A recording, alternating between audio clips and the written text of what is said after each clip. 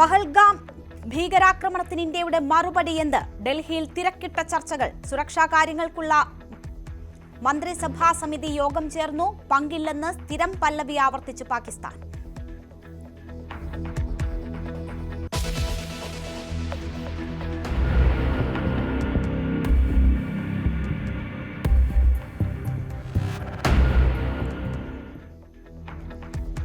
പഹൽഗാം ഭീകരാക്രമണത്തിന്റെ മുഖ്യ സൂത്രധാരനെ തിരിച്ചറിഞ്ഞു. ആക്രമണത്തിൽ പങ്കെടുത്തവരുടെ ചിത്രങ്ങൾ പുറത്ത്.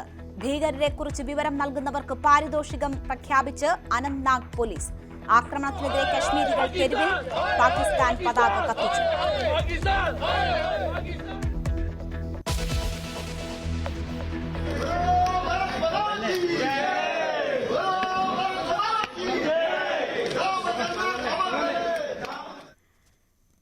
കൊച്ചി സ്വദേശി രാമചന്ദ്രന്റെ മൃതദേഹം നാട്ടിലെത്തിച്ചു. ഏറ്റുവാങ്ങി ജനപ്രതിനിധികൾ. രാജ്യത്തിന്റെ നോവായി ഹിമാൻഷി നർവാൾ.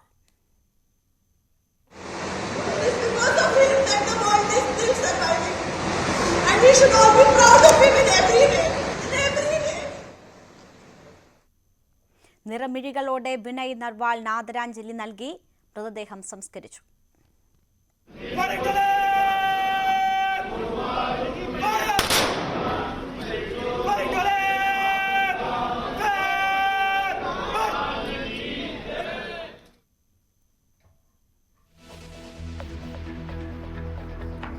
സൈന്യം തിരിച്ചടിച്ചു തുടങ്ങി. ബരാമുള്ളയിൽ നുഴഞ്ഞു കയറാൻ ശ്രമിച്ച 4 ഭീകരരെ വധിച്ചു. കശ്മീരിൽ 1500 പേർ കസ്റ്റഡിയിൽ.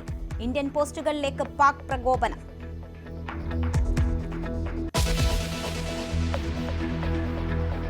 വൈസരൺ സന്ദർശിച്ച അമിത് ഷാ കൊല്ലപ്പെട്ടവർക്ക് അന്ത്യാഞ്ജലി അർപ്പിച്ചു.